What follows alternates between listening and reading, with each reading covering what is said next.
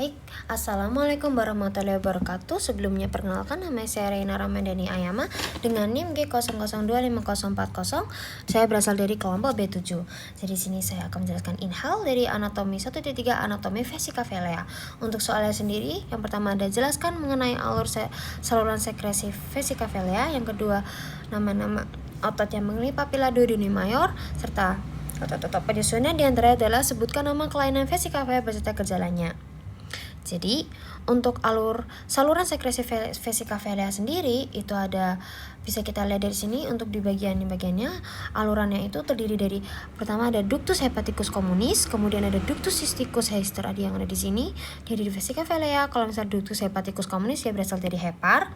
Nah, kemudian ada plica pilaris ini yang muter-muter, dan di sini pertemuan dari ductus-ductusnya vesikavelea dan vesika hepar, atau ductus dari hepaticus communis dan ductus dari ductus cysticus itu adalah ductus choledocus biliaris. Nah, kemudian kemudian selanjutnya di sini bisa kita lihat di sini ada ductus hepaticus communis yang bertemu dengan ductus cysticus akan bergabung membentuk ada ductus choledocus biliaris.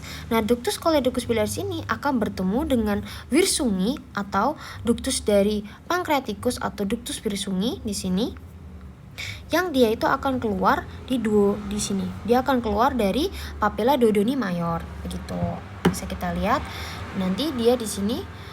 Setelah membentuk ductus choledocus, dia akan bertemu dengan ductus pancreaticus Wirsunghi yang dia akan keluar dari papila duodenum mayor. Nah, bisa ini untuk alurnya sendiri. Untuk yang tadi, untuk di bagian intrahepatal, untuk di bagian hepar itu nanti kanal biliferis yang kemudian berlanjut ke ductus biliferus. Lanjut untuk ductus hepaticus dexter et sinister yang akan mengeluarkan dari ke ductus saluran dari ductus hepaticus communis. Kemudian nanti dari vesikavelea itu akan ada ductus cysticus. Nah, ductus cysticus dengan ductus hepaticus communis ini akan bertemu dan menghasilkan ductus choledocus biliaris. Nah, ductus choledocus biliaris ini akan juga bertemu dengan ductus pancreaticus yaitu Wirsunghi membentuk ampula hepatopankreatika, dan mereka itu akan keluar di papila duodenum mayor. Selanjutnya untuk otot-otot yang mengelilingi papila duodenum mayor dan penyusunnya. Jadi untuk otot-otot yang mengelilingi duodenum mayor bisa kita lihat duodenum mayor itu yang di sini, papila duodenum mayor. Nah, dia tuh ada muskulus-muskulusnya. Salah satu adalah musculus sphincter ductus choledocus, berarti dia ada di bagian ductus choledocus, itu ada musculus sphincter ductus choledocus, kemudian ada musculus sphincter ductus pancreatici atau yang dari Wirsunghi, dia mendekati dengan ductus pancreatis Wirsunghi. Bisa kita lihat makanya dia ada di bagian sini. Nah, di sini kan dia kan berasal dari ductus pancreaticus tuh, makanya dia sebutannya adalah musculus sphincter ductus pancreatici. Kemudian ada musculus sphincter ductus choledocus berasal dari ductus choledocus itu yang muskulus yang bermuara di bagian situ. Nah, yang terakhir itu adalah dari musculus sphincter ya papila duodenum sendiri, itu yang paling ujung yang ini bentuknya itu adalah musculus sphincter ampule. Itu sebetulnya adalah OD. Nah, untuk yang terakhir sendiri mengenai klinis vesikavelea itu ada 4 yang sudah muncul menjadi batu atau yang belum. Jadi untuk yang belum itu yang belakangnya adalah itis. Ada kolesistisis dan kolangitis. Sedangkan untuk siasis itu adalah pembentukan yang sudah membentuk menjadi batu. Dari vesikavelea itu mengalami terbentuknya batu di dalam situ. Dia itu sebutannya koletiasis dan kolitiasis. Bisa kita lihat untuk kolesistisis sendiri itu adalah inflamasi pada vesikavelea. Jadi di bagian vesikaveleanya itu dia itu mengalami inflamasi gitu. Vesikavelea itu kan yang di sini. Di bagian sini dia itu mengalami inflamasi. Kemudian untuk gejala-gejalanya sendiri, dia itu ada nyeri perut kanan atas yang parah dan terus-menerus, mual, muntah, demam, dan dapat menjalar ke punggung atau bahu kanan.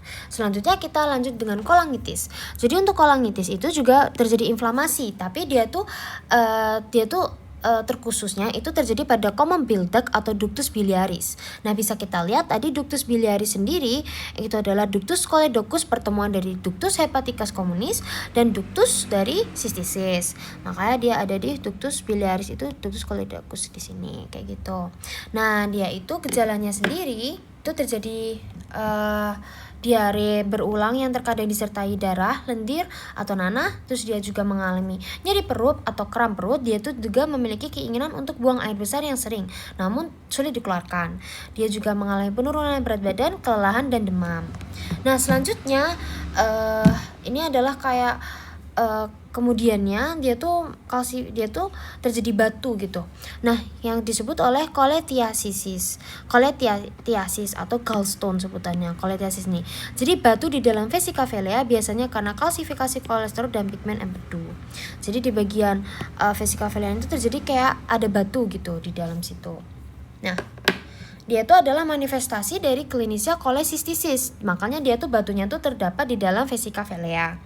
Untuk gejalanya sendiri, dia tuh sering merasakan nyeri perut kanan atas mendadak yang dapat menjalar ke punggung atau bahu gitu. Untuk gejala-gejala lain, mungkin gejala lainnya itu juga disertai adanya muntah, kemudian adanya demam, kemudian ada mata yang menguning, habis itu ada muntah juga gitu. Nah, serta tinjanya tuh berwarna coklat dan urinnya tuh berwarna gelap. Nah, yang terakhir ini adalah manifestasi dari penyakit kolangitis. Jadi kolangitis itu manifestasinya itu adalah koledocholithiasis. Jadi koledocholithiasis itu juga terbentuknya batu, tapi dia itu ada di ductus choledocus atau ductus biliaris. Dia ada di sini. Nah, dia tuh terjadi batunya tuh spesifikasi ada di ductusnya. Nah, gejalanya itu nyeri perut di kanan atas, penyakit kuning, urin gelap, tinja pucat, mual, muntah, dan demam. Dan gatal yang kadang itu tidak tertahankan gitu. Jadi dia tuh sering disebut dengan penyakit kuning seperti itu. Sekian dari saya, terima kasih. Bila terjadi kesalahan, saya mohon maaf. Sekian dari saya. Wassalamualaikum warahmatullahi wabarakatuh.